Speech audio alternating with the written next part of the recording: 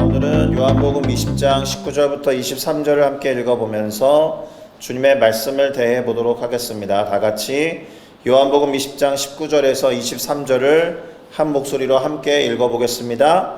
이날 곧 안식 후 첫날 저녁 때에 제자들이 유대인들을 두려워하여 모인 곳에 문들을 닫았더니 예수께서 오사 가운데 서서 이르시되 너희에게 평강이 있을지어다.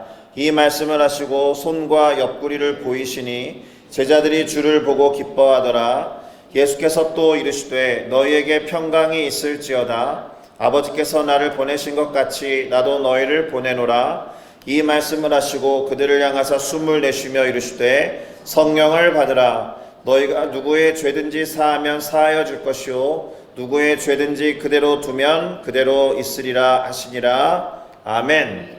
자, 저는 방금 함께 읽어본 요한복음 20장 19절부터 23절을 가지고 평강이 있을지어다 이와 같은 제목으로 그동안 이어왔던 요한복음 공부의 20번째 시간을 가져보고자 합니다. 이제 요한복음의 공부도 끝이 보이고 있습니다. 9월 안으로 끝낼 수 있을 줄 알았는데 다음 주에는 싱가포르 한인성도연합 말씀 사경회가 있어서 수요 예배는 그 사경회 저녁 집회로 대체하게 됩니다. 착오 없으시기를 바라고요. 아쉽지만 남은 요한복음 공부는 10월 초까지 지속될 수 있겠습니다. 자, 오늘 우리가 읽어본 이 설교 본문이 기록된 요한복음 20장은 부활하신 이후에 제자들을 만나신 예수님의 이야기라고 한마디로 요약할 수 있습니다. 그리고 오늘 본문의 첫 시작은 안식 후 첫날 일찍이 아직 어두울 때라고 하는 시간을 표현하는 말로 이루어졌습니다. 한번 정리를 할 필요가 있는데 시간 표현에 있어서 유대인들이나 이스라엘 사람들은 저녁이 되고 아침이 되면 그게 하루라고 되어 있죠. 창세기에 기록된 것을 그대로 차용해서 예를 들면 그날 저녁이 하루의 시작이 되는 거예요. 그래서 성금요일 오후에 숨을 거두신 예수님이 장사되셨죠. 그리고 그 금요일 저녁 6시부터가 토요일 안식일이 되는 겁니다. 그래서 금요일 저녁 6시부터 안식일인 관계로 보통은 아무것도 하지 않습니다. 제사 이외에 아무것도 하지 않고 더더욱 부정한 일은 하지 않기 때문에 시신을 수습하거나 만지는 일은 더욱 안 했겠죠. 그러니까 예수님께서 금요일 오후에 숨을 거두신 다음에 그 시신을 무덤에 안치한 다음에는 금요일 저녁 6시 이후에는 아무것도 하지 않은 겁니다. 그리고 토요일 저녁 6시부터가 일요일이기 때문에 오늘 본문이 말하는 안식 후 첫날은 일요일을 말하는 것이고 일요일 새벽 아직 어두울 때에 이런 의미가 되는 겁니다. 참고로 금, 토, 일 이렇게 사흘째 되는 날에 예수님은 부활하신 것이고요. 자, 그날 새벽 아직 어두울 때에 막달라 마리아가 무덤에 갔어요. 그런데 무덤을 막고 있었던 돌이 옮겨진 것을 보고는 바로 시몬 베드로와 요한, 오늘 본문에는 예수께서 사랑하시던 제자라고 되어 있는데 그들에게 달려가서 무덤을 막고 있던 돌이 옮겨진 사실을 말하는 것으로 요한복음 20장은 시작되었습니다. 보통은 무덤을 막고 있는 돌이 치워져 있으면 안을 살펴보거나 들어가 보거나 할 텐데 요한복음을 기록한 요한의 기록에 따르면 막달라 마리아는 그냥 간 거예요. 원래는 장례를 마무리하려고 향품을 예수님의 시신에 바르고자 간 것이죠. 그리고 가면은 무덤을 지키는 이들이 있었기 때문에 돌을 굴려서 열어달라고 부탁을 해야 했는데 돌은 이미 굴려가서 열려 있었고 지키는 사람도 없었던 것으로 보입니다. 그 상황이 예사롭지 않았기 때문에 바로 두 제자에게 달려간 거예요. 그리고 말했죠. 사람들이 주님을 무덤에서 가져다가 어디에 두었는지 우리가 알지 못하겠습니다. 그러니까 우선 그녀는 무덤을 막고 있었던 돌이 옮겨진 것만 보고 예수님의 시신을 사람들이 훔쳐갔다라고 생각한 거예요. 예수님이 부활하신 거라고 전혀 생각하지 못했다라는 뜻입니다. 자, 그러면 이 이야기를 들은 베드로와 요한의 반응이 궁금하죠? 막달라 마리아의 얘기를 들은 베드로와 요한이 무덤으로 갔습니다. 그리고 좀 유치하긴 한데 요한이 먼저 뛰어갔다라고 굳이 언급되어 있습니다. 자기가 쓴 요한복음에 먼저 도착한 요한이 몸을 구부려서 무덤 안을 봤어요. 이 사람도 아직 들어가진 않았습니다. 그랬더니 세마포가 놓인 것이 보였다라는 거예요. 조금 늦게 도착한 베드로는 요한보다는 적극적이었으니까 무덤에 들어갔어요. 세마포가 놓인 것을 보았고 예수님의 머리를 싸고 있었던 수건이 세마포와는 다른 쪽에 놓여 있는 것을 보았다라고 기록합니다. 그러니까 이 두 사람은 무덤이 지금 비어 있다라는 것은 확인한 거예요. 그런데 이 두 사람만 달려온 것이 아닙니다. 이들의 뒤를 따라 달려왔던 제자들도 무덤에 들어가서 보고 믿었다라고 되어 있습니다. 그럼 이 사람들이 믿었던 것은 무엇일까요? 우선은 막달라 마리아의 말을 믿었다라는 거예요. 첫째, 무덤에 돌이 옮겨졌다. 둘째, 예수님의 시신이 사라졌다. 이 말을 직접 들어가서 보고 눈으로 확인한 다음에 믿었다라는 거예요. 그렇다고 해서 그들이 믿은 것이 예수님이 부활하셨다라는 것을 믿었다라는 뜻은 절대 아닙니다. 9절에 보니까 그들은 성경에 그가 죽은 가운데서 다시 살아나야 하리라 라고 하신 말씀을 아직 알지 못하였다라고 되어 있기 때문에 그렇죠. 자, 첫째, 무덤이 비어 있습니다. 그러면 가능성은 크게 두 가지입니다. 누군가가 시신을 빼갔거나 아니면 예수님이 부활하셨거나. 한 가지 가능성이 더 있기는 합니다. 예수님이 사실은 죽지 않았다. 기절 상태에 있다가 살아난 것처럼 코스프레하고 스스로 몸을 숨겼다. 이런 가능성도 이야기할 수 있습니다.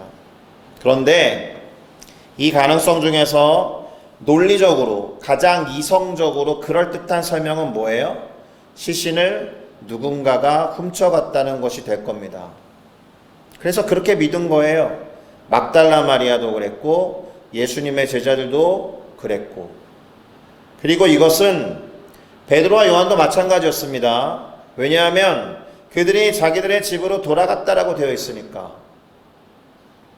예수님의 부활을 믿었다라면, 아니요, 예수님이 내가 다시 살아나야 하리라 라고 하신 말씀을 기억해냈었다라면 베드로와 요한만큼은 제자들에게 다른 말을 했겠죠. 그리고 어딘가에 살아계신 예수님을 찾으러 돌아다녔어야죠. 그냥 집에 갔다라는 것은 선뜻 이해가 되지 않는다라는 거예요. 아마도 낙담하면서 돌아갔을 겁니다. 예수님의 제자들 모두가. 자, 그런데 그렇게 돌아간 뒤에 무덤 밖에 서서 울고 있었던 마리아가 마지막으로 울면서 구부려 무덤 안을 들여다봤을 때 드디어 흰옷 입은 두 천사가 눈에 들어왔다라는 거예요. 마리아가 잘한 건 뭐냐 하면 낙담하면서 집으로 돌아간 제자들과는 다르게 마리아는 끝까지 남아 있었다라는 겁니다. 그리고는 그 천사들과의 대화가 이어집니다. 천사가 말하죠. 여자여 어찌하여 우는가? 마리아가 대답합니다. 사람들이 나의 주님을 옮겨다가 어디에 두었는지 알지 못해서 울고 있습니다. 이 말을 하고 뒤로 돌이켜 예수님이 서 계신 것을 보았다라고 되어 있는데 그녀는 그가 예수님이라는 사실을 알아차리지 못했다라는 겁니다. 마리아도 부활하신 예수님을 처음에 봤을 때 알아채지 못한 것처럼 엠마오로 향하던 두 명의 제자도 부활하신 예수님을 알아차리지 못했죠. 그걸 어떻게 설명할 수 있을까 많은 사람들이 고민하는데 고린도서에 나와 있는 부활 이후에 신령한 몸을 입는 것과 관련이 있다라고 생각하는 경우가 지배적입니다. 자, 이윽고 예수님이 그녀에게 말을 거세요. 여자여 어찌하여 울며 누구를 찾고 있는가? 근데 이 질문은 사실은 마리아를 짜증나게 하는 질문이어야 합니다.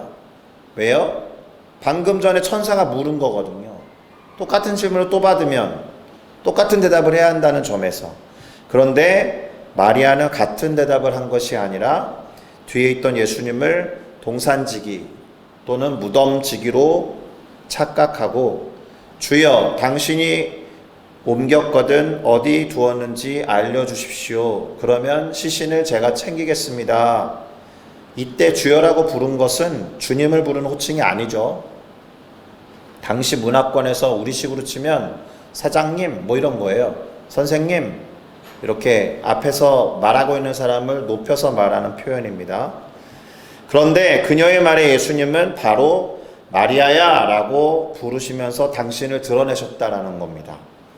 그리고 알아차린 마리아는 선생님이라고 불렀죠. 그래서 잠시 대화가 이어집니다. 예수님은 나를 붙들지 말라. 내가 아직 아버지께로 올라가지 아니하였노라.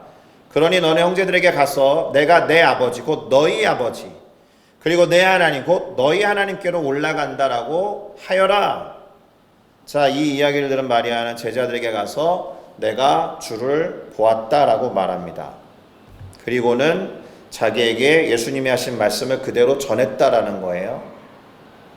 그런데 본문에는 좀 미심쩍게도 제자들의 반응이 나오지 않아요. 이 말을 들은 제자들의 반응이 나오지 않습니다. 그냥 그렇게 시간이 흐른 다음에 저녁 때에 이르렀을 때 제자들이 유대인들을 두려워하여 모인 곳에 문을 닫았다라고 되어 있습니다. 모여서 뭔가를 얘기했을 것 같습니다. 첫째, 우리 선생님의 시신이 없어졌다. 둘째, 마리아는 주님을 보았다라고 한다. 그것이 정말 사실일까? 이런 식의 이야기를 하려고 모여들었는데 일단 유대인들을 두려워해서 문을 닫았다. 막달라 마리아 이야기를 듣고 어떤 생각을 했을지, 그들이 여전히 두려워하고 있었던 것으로 볼 때 마리아의 말을 믿지 않았고 예수님의 부활도 믿지 않았음을 알 수 있겠죠. 맞습니까? 그러니 두려워했고 자신들도 예수님처럼 잡혀가서 죽을 수도 있다라는 생각에 문을 단단히 걸어 잠근 거예요.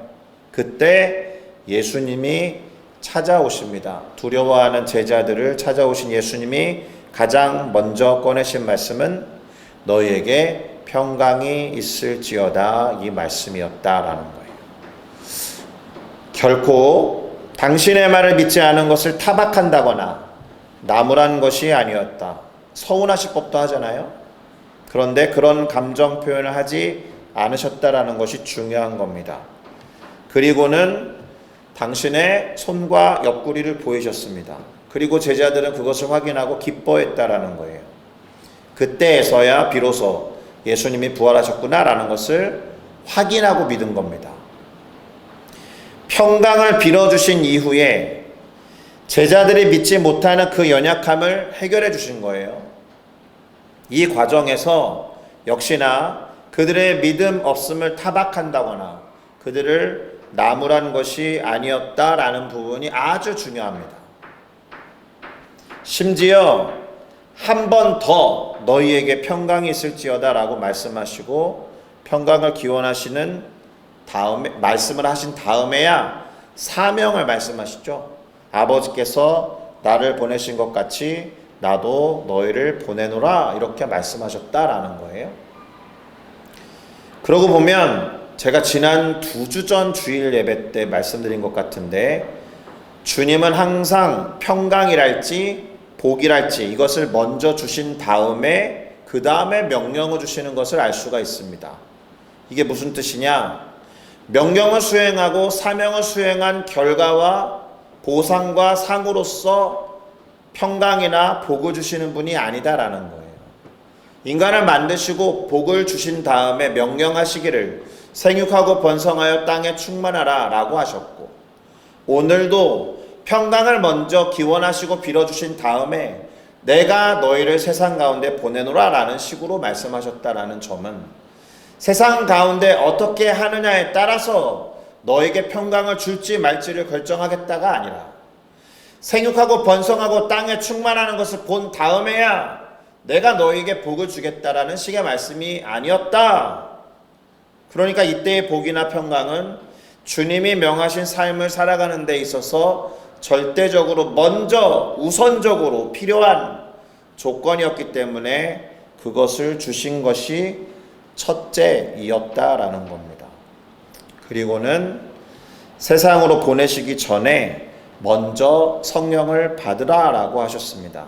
제자들을 향해서 숨을 내쉬면서 마치 태초에 하나님이 인간을 만드실 때 당신의 호흡을 불어넣으신 것처럼 생명의 영이 되시는 성령을 불어넣으시듯이 성령을 받아라 이렇게 말씀하셨다라는 겁니다.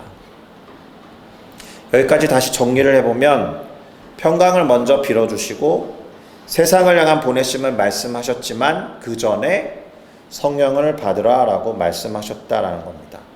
명령은 먼저 하셨지만 세상에 나아가기 전에 성령을 받는 것이 먼저였다라는 것도 기억할 필요가 있습니다. 그리고 제자들이 성령을 받고 세상에 나아가서 해야 할 일이 있었는데 그것이 무엇과 관계되는 것이냐? 죄를 사하고 구원을 얻도록 돕는 일이었다. 23절에 보니까 너희가 누구의 죄든지 사하면 사하여질 것이요 누구의 죄든지 그대로 두면 그대로 있으리라 이렇게 말씀하셨기 때문에 그렇죠. 사실 여기까지만 살펴보아도 예수님이 무엇을 원하셨는지가 아주 명확한데 요한복음은 12명의 제자 중 하나 디두모라고 하는 도마에 대한 이야기를 꺼내면서 가르침을 추가하고 있습니다. 그가 예수님이 제자들을 첫 번째로 찾아오셨을 때에 없었다라는 거죠. 그리고 우리는 도마가 어떻게 반응하는지를 잘 알고 있습니다. 그렇다고 해서 그를 탓하거나 그를 뭐라고 할 수 있는 권한이 우리 가운데 없어요. 이유가 뭐예요? 무엇인가를 보고 확인한 뒤에야 믿을 수 있는 사람들의 전형적인 모델이 되고 있기 때문에 때때로 우리도 똑같은 어떤 반응을 보일 때가 많기 때문에 그리고 도마 같은 사람들은 오늘날 현실 세계에 훨씬 더 많습니다. 그래서 어쩌면 도마에 관한 이야기를 따로 할애해서 기록하고 있는 이 요한의 의도는 도마 같은 사람들을 위한 것인지도 모른다라는 거죠. 도마가 어떻게 반응했습니까? 다른 제자들이 그에게 일단 말하죠. 우리가 주를 보았다. 똑같아요, 이 도식이. 막달라 마리아가 제자들에게 내가 주를 보았습니다 라고 말했거든요. 이 말을 들었던 제자들이 믿지 않았던 것 같아요. 그러니까 문을 걸어 잠그고 자기들끼리 모여가지고 이야기하고 있었죠. 똑같이 예수님을 만난 제자들이 우리가 주를 보았다라고 도마에게 말했는데 도마가 믿지 않아요. 자신이 예수님의 손에 있는 못자국을 보고 자신의 손가락을 그 못자국에 넣으며 자신의 손을 그 옆구리에 넣어보지 않고는 믿지 않겠다. 그리고 나서 일주일이 지났다라고 되어 있습니다. 여드레 되는 날에 이렇게 되어 있거든요. 그러면 이때 뭘 했을까? 이 기간 동안 도마와 제자들은 도대체 어떤 시간을 보냈을까? 어떤 기록도 나와 있지 않습니다.